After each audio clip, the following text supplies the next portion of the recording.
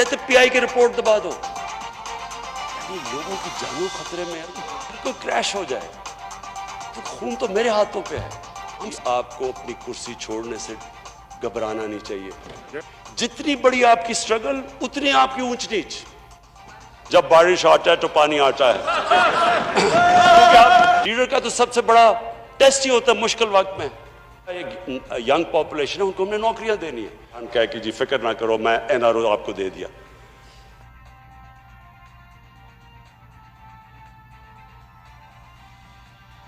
सोचे, मैं कहते पीआई की रिपोर्ट दबा दो। यानी आप लिस्ट करते हैं कि ये लोगों के फेक लाइसेंसेस हैं, यानी लोगों की जानों खतरे में है। कोई आपको पता हो रिपोर्ट में कि कोई फेक लाइसेंस है और आप ना करें, कोई क्रैश हो जाए तो खून तो मेरे हाथों पे है, हम सारी कौम के ऊपर है। तो मैं यंग पार्लियामेंटेरियंस को मैं ये कहना चाहता हूँ कि कभी भी आपको अपनी कुर्सी छोड़ने से घबराना नहीं चाहिए, कभी डर नहीं होना चाहिए।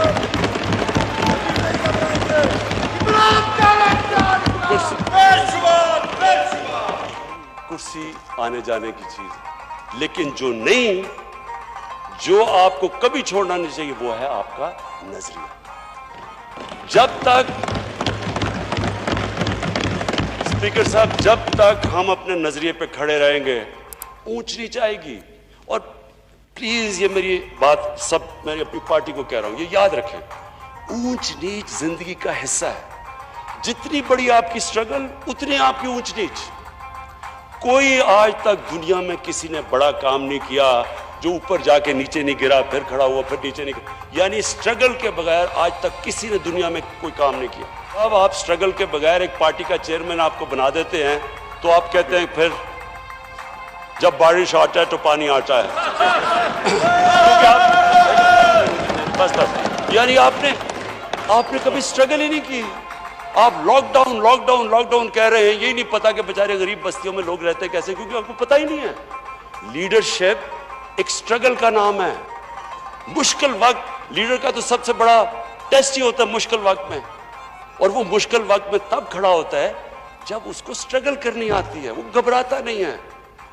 तो ये जो हमारा मुल्क जिधर आज खड़ा है, स्पीकर साहब, ये मैं आज आप सबके सामने कहूँ, कई तरह ये हमारी तारीख का सबसे मुश्किल वक्त है, और कई तरह इंशाअल्लाह ये अगर हम ये जो रिफॉर्म्स मैंने आपको कह दी, जो हमारा पूरा प्रोग्राम बन गया है कंस्ट्रक्शन इंडस्ट्री के ऊपर, मैं खुद सारा, मैं पूरा मेरे ऑफिस से जो मैं खुद मॉनिटर कर रहा हूँ कि उसी से हमारे लोगों को नौकरियां मिलेंगी।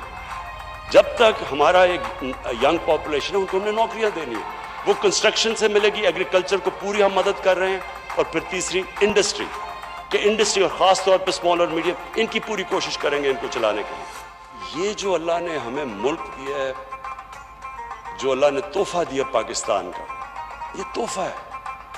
मैं जितना ये 22 महीने में देखा है, अल्लाह ने इतनी नेमतें हमें बख्शी हैं। हमारी कोताही है कि हमने जो अल्लाह की नेमतों की कदर नहीं की।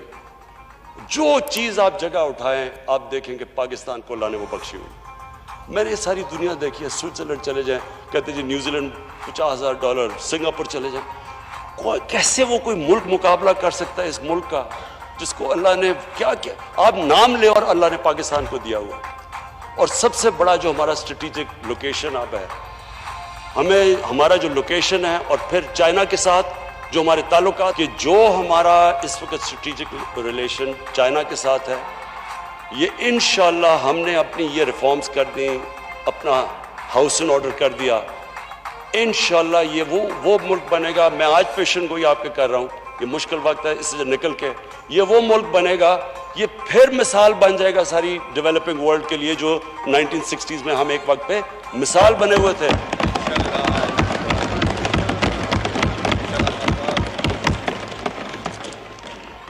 मैं फिर से ये आपको सबको ये कह दूं कि कभी भी इस हमारी जमात को, हमारी गवर्नमेंट को कोई नहीं गिरा सकता, जब तक कि हम अपने नजरिए पे खड़े रहें, अपने प्रिंसिपल पे।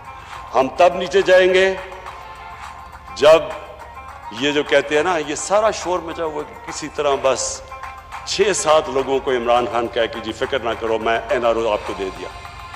जनरल मुशर्रफ की उस गवर्नमेंट इतनी बुरी नहीं थी, लेकिन जो उसने एनआरओ दिया उसने इस मुल्क को इधर खड़ा किया हालात। वो जो 2 एनआरओ दिए उन्होंने, उसके बाद जो 10 साल में मुल्क लूटा गया, वो यही चाह रहे हैं मेरे से कि किसी तरह इमरान के ऊपर प्रेशर डलवा के, किसी तरह -1 करवा के ये बच जाएंगे। इन्हें नहीं पता कि ये -1 हो भी गया तो बाकी भी कोई इनको नहीं छोड़ेगा इंशाअल्लाह।